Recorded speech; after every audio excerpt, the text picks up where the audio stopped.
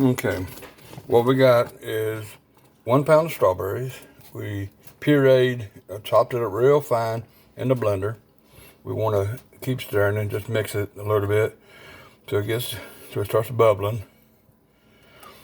And then once it starts bubbling, then we're going to add in a cup of sugar, which I've already got set out. And we're going to keep stirring that a little bit until it gets down to, almost all the liquids out of it. We just want to keep doing it. But this is how you make a strawberry reduction if you want to do it into a cake. So you notice I keep stirring it, and the purpose of that is if you don't stir it as it does, you end up burning it on the bottom, and you really don't want to do that. So now we're up to boiling, we're going to put in about half of our sugar, and we're going to stir that in. Get it in good. And this is one of those things that when you make cakes or something, you have to do some ahead of time stuff, especially if you're going to incorporate a bunch of stuff in it.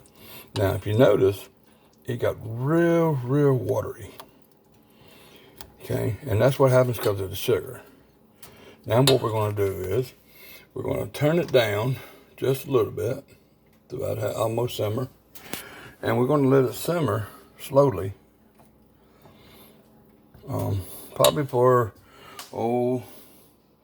maybe 3 or 4 minutes or so. And what it's going to do as it simmers, it's going to, the juices are going to evaporate from it. And then we're going to have to add about a teaspoon of zest from a lemon, and we'll put that into it. We'll shave it off, put that in.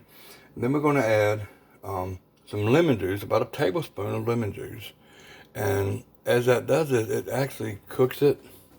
And then it's going to thicken up a little bit, but you don't want it real thick, because once you mix it in with your cake and your icing, you don't want it to make it where it's going to be watery. So that's the purpose of trying to get it down to more of a paste, like a tomato paste. That's what we're looking for. So it'll take just a couple of minutes, and we'll do this. And then in just a little bit, we'll be doing a video on cooking and making a strawberry cake with using this here reduction. And we're going to make a buttercream. The cake takes about 35 minutes to cook. The icing is going to take about 25 minutes to make. So it takes, about as long to cook as it does to make it, so, which is fine. That's not going to hurt us.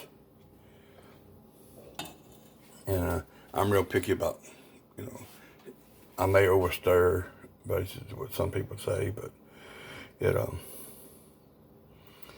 come out looking good. And then once we get everything incorporated, then we'll take it and we're going to put it in a smaller container, and we're going to stick it in the refrigerator and let it chill just a little bit. We don't want to get it cold. You want to get it about room temperature, but we want to get it to come down slowly by itself. And when we do that, that'll help us, because we make our cake, everything's got to be, room temperature. You don't want things cold unless it calls for stuff cold. But the cake mix itself has got your eggs, your butter, your milk, everything you need to already have setting out when you start this process, so that it'll get room temperature. Because if you mix cold stuff with warm stuff, your cake's just going to fall all to pieces. Yeah, because see, it's starting to thicken up now. Yeah, now she's getting there.